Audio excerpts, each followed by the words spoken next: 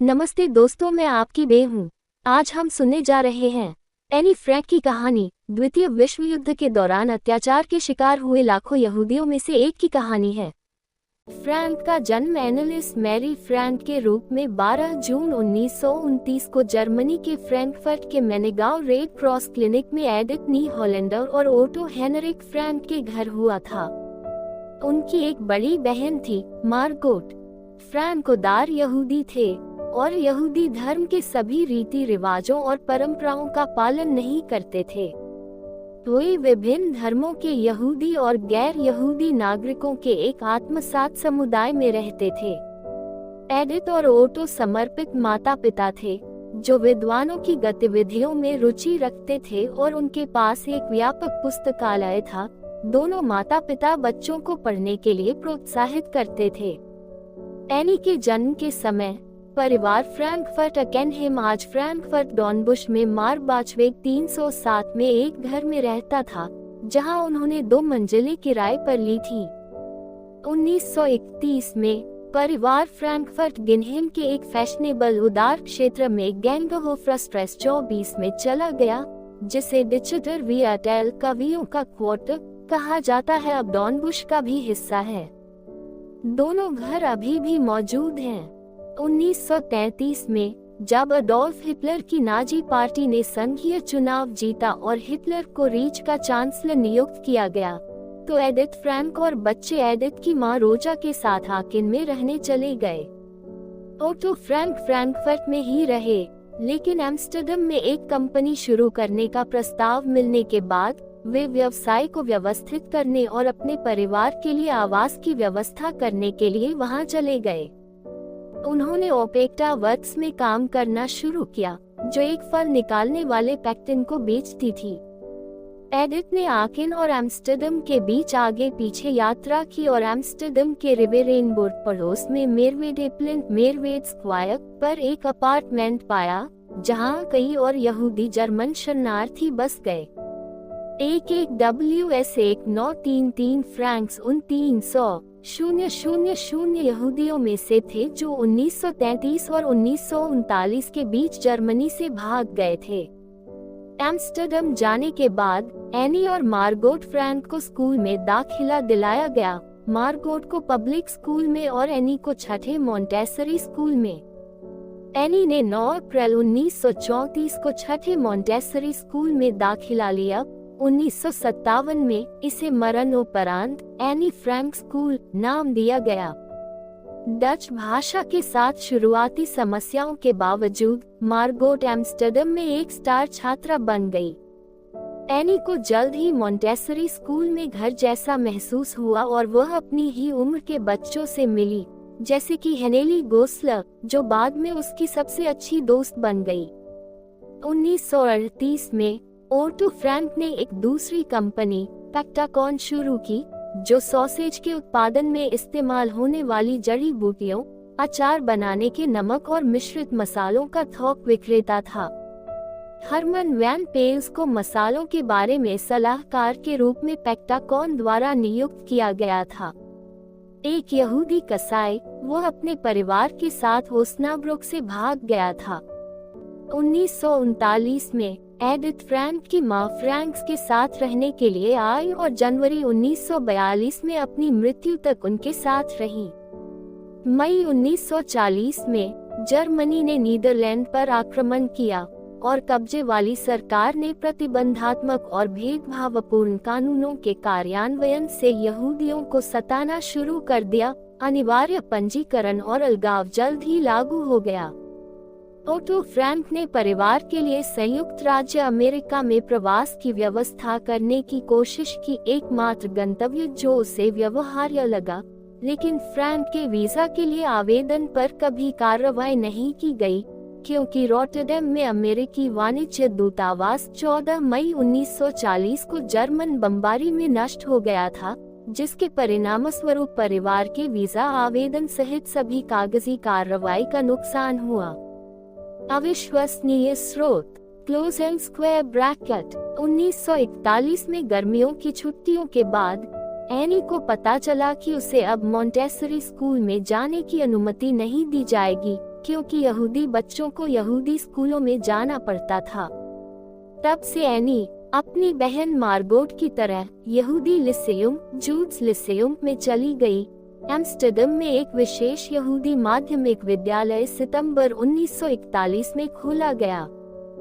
12 जून 1942 को अपने 13वें जन्मदिन पर एनी को एक ऑटोग्राफ बुक मिली जो लाल और सफेद चेकेड कपड़े से बंधी हुई थी और सामने की तरफ एक छोटा सा ताला लगा हुआ था।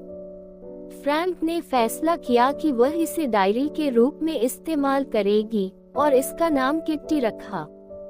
उसने लगभग तुरंत ही इसमें लिखना शुरू कर दिया। 20 जून 1942 की अपनी प्रविष्टि में उसने डच यहूदी आबादी के जीवन पर लगाए गए कई प्रतिबंधों को सूचीबद्ध किया। 1942 के मध्य में नीदरलैंड से यहूदियों का व्यवस्थित निर्वासन शुरू हुआ। ओटो और एडिथ फ्रैंक ने 16 जुलाई 1942 को बच्चों के साथ छिपने की योजना बनाई, लेकिन जब मार्गोट को 5 जुलाई को ज़ेंट्रालस्टेल्फर ज्यूडिश ऑसवांडरंग यहूदी उत्प्रवास के लिए केंद्रीय कार्यालय से एक कॉल अप नोटिस मिला, जिसमें उसे कार्य शिविर में स्थानांतरण के लिए रिपोर्ट करने का आदेश दिया गया, तो उन्हें अपनी योजना को मूल रूप से इच्छित समय से 10 दिन पहले शुरू करने के लिए मजबूर होना पड़ा।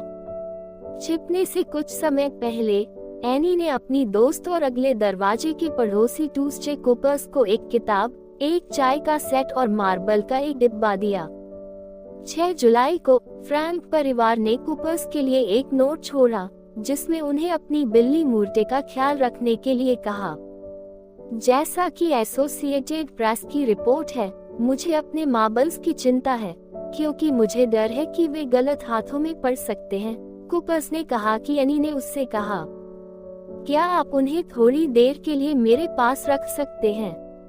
4 अगस्त 1944 की सुबह आर्चटिरहुइस पर जर्मन वर्दीधारी पुलिस क्रूनेपोलिसी के एक समूह ने धावा बोल दिया, जिसका नेतृत्व सिचेरहेट्सडिएंस्ट के एसएस ओबरसिचारफो हरकाल सिल्बरबाउर कर रहे थे। फ्रैंक्स वेन पेल्सिस और फैफर को आरएसएचए मुख्यालय ले जाया गया, जहां उनसे पूछताछ की गई और रात भर रखा गया। 5 अगस्त को उन्हें वेटेरिंग्सचांस पर एक भीड़भाड़ वाली जेल ह्यूइस वैन बेवारेंग हिरासत का घर में स्थानांतरित कर दिया गया। 2 दिन बाद उन्हें वेस्टबोर्ग ट्रांजिट कैंप ले जाया गया, जहां से 100,000 से अधिक यहूदी, जिनमें ज्यादातर डच और जर्मन थे, गुजरे थे। छिपकर गिरफ्तार किए जाने के बाद उन्हें अपराधी माना गया और कठोर श्रम के लिए सजा बैरक में भेज दिया गया। विक्टर कुगला और जोहान्स क्लेमन को गिरफ्तार कर लिया गया और यूट्रेक्ट प्रांत के एम्सफोर्ट में शासन के दुश्मनों के लिए बने दंड शिविर में जेल में डाल दिया गया।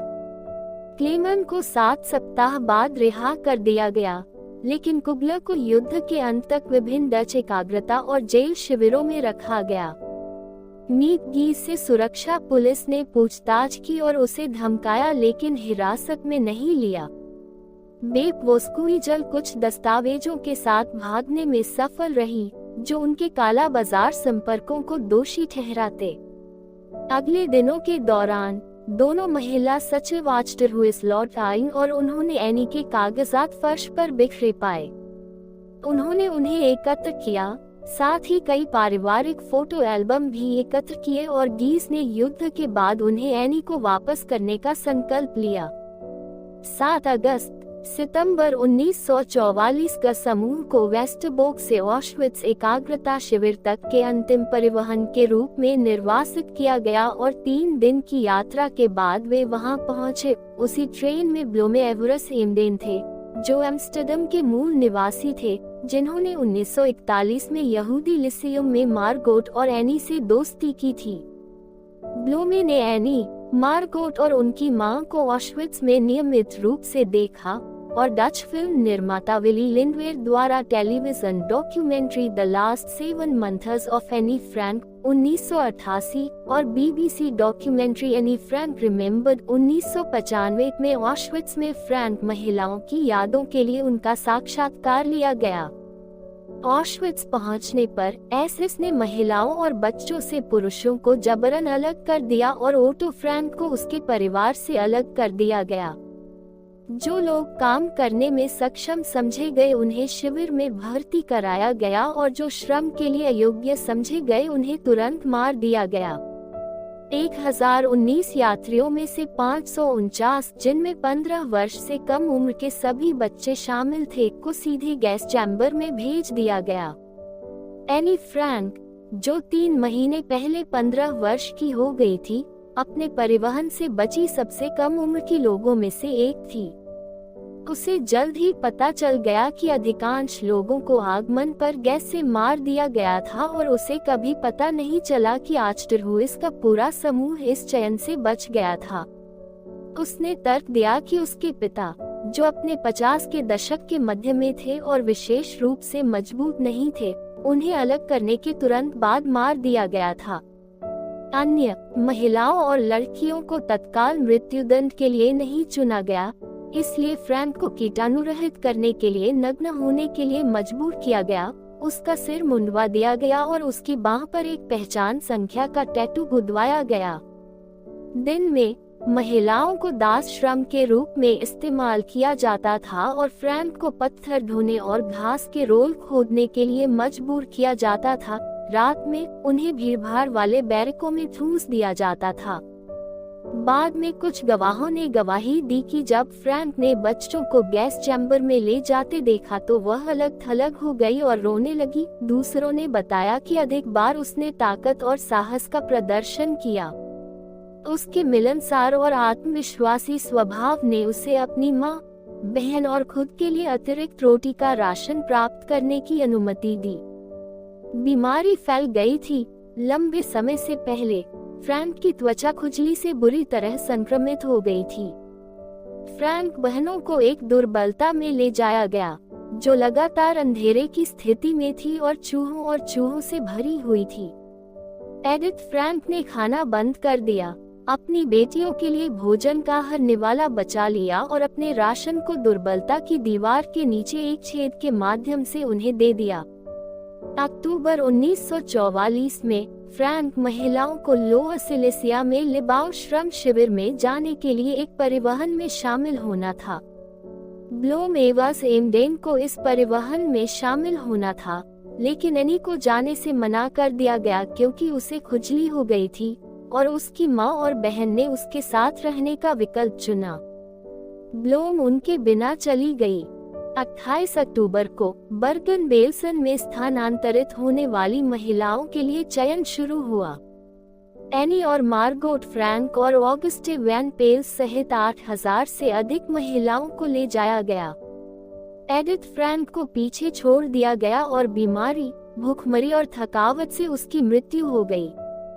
कैदियों की आमद को समायोजित करने के लिए बर्गन बेल्सन में टेंट लगाए गए थे और जैसे जैसे आबादी बढ़ी, बीमारी के कारण मरने वालों की संख्या में तेजी से वृद्धि हुई। एनी फ्रैंक को कुछ समय के लिए अपने दो दोस्तों हानेली गोस्लर और नैनेट ब्लिट्ज के साथ फिर से मिलाया गया, जिन्हें भी शिविर में बंद कर दिया गया था। ब्लिट्ज को 5 दिसंबर 1944 को स्टनलेगर से शिविर के उसी हिस्से में ले जाया गया था जहां फ्रैंक को रखा गया था, जबकि गोस्लर को फरवरी 1944 से स्टनलेगर में रखा गया था। दोनों महिलाएं युद्ध में बच गईं और बाद में उन्होंने फ्रैंक, ब्लिट्ज के साथ व्यक्तिगत रूप से और गोस्लर के साथ कांटेदार तार की बाढ़ के माध्यम से हुई बातचीत पर चर्चा की। ब्लिट्ज ने एनी को गंजा, क्षीण और कांपते हुए बताया, टिप्पणी करते हुए, उसे इस क्षीण अवस्था में देखने का सदमा अवर्णनीय था।